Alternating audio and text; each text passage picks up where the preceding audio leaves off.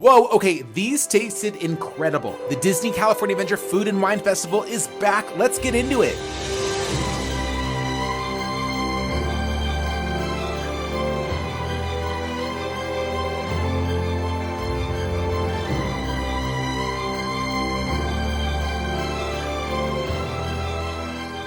Hey, I'm David Vaughn, and even though there's already the Disney 100 celebration continuing on at the Disneyland Resort, Disney California Adventure still brings back its annual Food and Wine Festival because it's just too popular not to, right? From March 3rd through April 25th, the park transforms into a set of different entertainment experiences and plenty of food booths for you to try different snacks. There's a lot to see, a lot to do, a lot to experience, so let's get right into it. What can you expect? And what should you get? Now, if you're a foodie and you're planning to buy a bunch of different snacks, you may want to purchase a Sip Savor Pass. It comes with 8 redeemable tabs you can exchange for snacks and non-alcoholic drinks around the park. They're $59 and $54 for magic key holders. You can buy them at the kiosks, but also some of the shops sell them. Not a lot of people know that. The trick to saving money is to get items that are at least $7.50. That way you at least average out a little bit ahead. But whether or not you get one of these Sip Savor Passes, I highly recommend you picking up one of these free tasting passports. They'll help you navigate the festival, and you can find them at stands around the park. So first up, let's head to Avocado Time right across from Sonoma Terrace. We're gonna try the Impossible Nacho Mac and Cheese and the Impossible El Pastor Taco.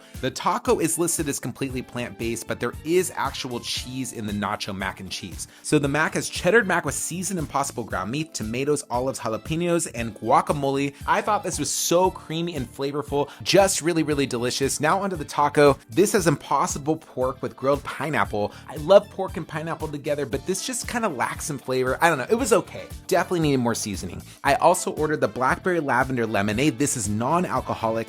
It was that great combination of sweet and tart, not too syrupy, but still pretty sweet. All right, we got a lot more food to try, so let's head over to Uncork, California. Here's a celebration chocolate fudge brownie. It's topped with pecans, chocolate pecan glaze, and these like chocolate pearls with silver star sprinkles. It's served warm, which was a great surprise. If you're a chocolate lover, definitely check this one out. My friend and I ate the entire thing. Okay, so this year there are a couple of booths in Hollywoodland, the popular LA Style and I Heart Artichoke booths. At LA Style, there are some returning favorites this year, so I'm really excited to get into those. And also I Heart Artichokes. I actually do heart artichokes, so I decided to order all of the savory snacks because I thought they'd be really awesome. And oh look, there is a hidden Mickey above the sign. All right, so we have the glazed pork belly as well as the Impossible Euro inspired naan. The naan is topped with Impossible ground beef, chipotle hummus, tzatziki, and right away after that first bite I could taste the Euro flavor. It was really good, a great fusion item, but this pork belly was so tender, so good. It was even better than I remember it last year, and I loved it last year. That mac salad it comes with,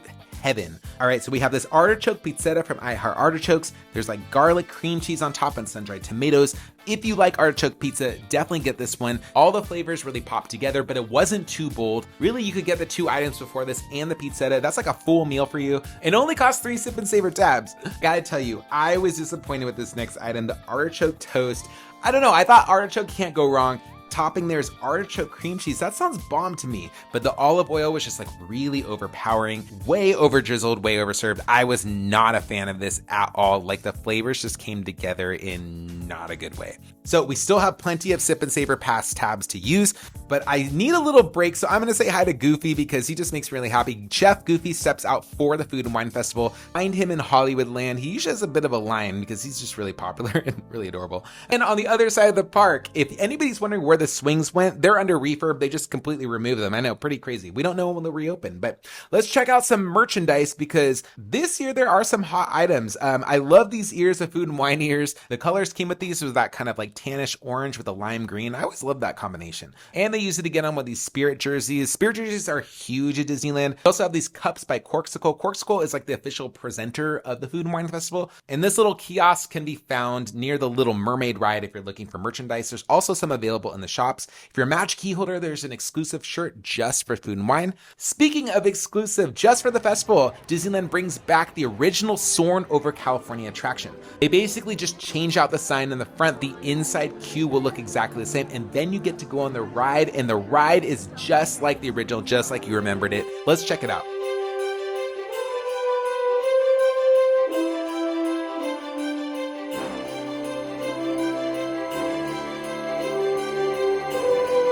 Hello, welcome to Soarin Over California.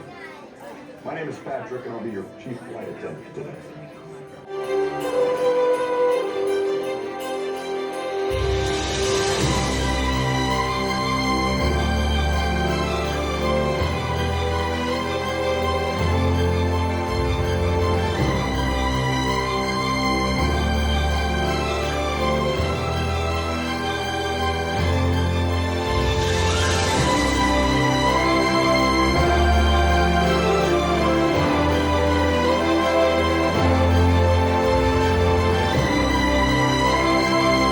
Okay, tell me, could you smell the oranges? Because in the ride, yes, they pump out all of the original smells, including the orange smell.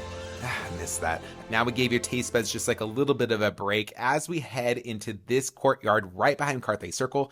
There are 2 booths over here, including the Berry Patch and Delish.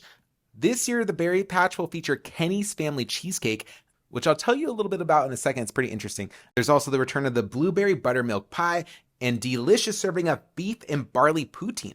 So first, let's talk about that cheesecake. Kenny's Family Cheesecake actually comes from Ken Potrick, which is the president of Disneyland. This is his family's recipe, so we're going to check it out. Ken, I took out a first bite, and I got to tell you, I have high standards when it comes to cheesecake, and this was awesome. Perfectly creamy. The crust was just right. Great job. Now for something savory, the beef and barley poutine. It actually is like potato bites, so it's like tater tots, which I appreciated because it stayed crisper longer than French fries would. And even though I really love the seasoning with the braised short rib on top, I just really want real fries. Like, I don't know. That was my take on it. But I'm glad they brought back the blueberry buttermilk pie because this is like a lightly sweet treat. So if you're not super into big sweets, then this is something you might really want to try. It's not even super tart. It's just got nice, light flavors. Now, you might not expect this, but the Guardians of the Galaxy is actually participating in the Food and Wine Festival. There's a Like a Lemon raspberry pie churro. Here they serve churros, but they're like in a swirl. This is a raspberry flavored one. It's topped with lemon and marshmallow glaze with lemon pie crumbles. It's definitely a mess to eat one of these. I mean, the pieces just fall everywhere, but it's tart and sweet, and like, I just really love this one. If you love lemon and churros, this is a hit. Now, if you like to eat while you watch a show, the Jammin' Chefs are a lot of fun. This is a musical group that uses pots and pans and different cooking items as instruments while they perform. There's also Clarabelle, Daisy Duck, and Chip and Dale joining in on the fun. They get everyone dancing. It's great.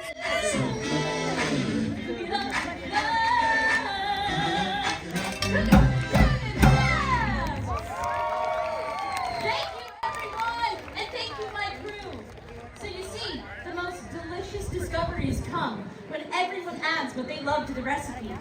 We may all have different... This usually takes place right in front of the entrance to the Little Mermaid ride, and you can see it periodically throughout the day, usually from around 11:30 a.m. to 4 p.m. Also in Paradise Garden Park, you'll see the stage set up with different live music, including the Fat Cat Swinger. There'll be different performance times depending on the day that you're there. You'll also see different characters hanging around the parks. It's a lot of fun. Oh, and so if you like this video so far and you haven't already, please hit that subscribe button. It really helps this channel grow. Also, if you could drop a like for this video, I'd really appreciate it. I'll give you even more tips for visiting Disneyland, so make sure you stay tuned.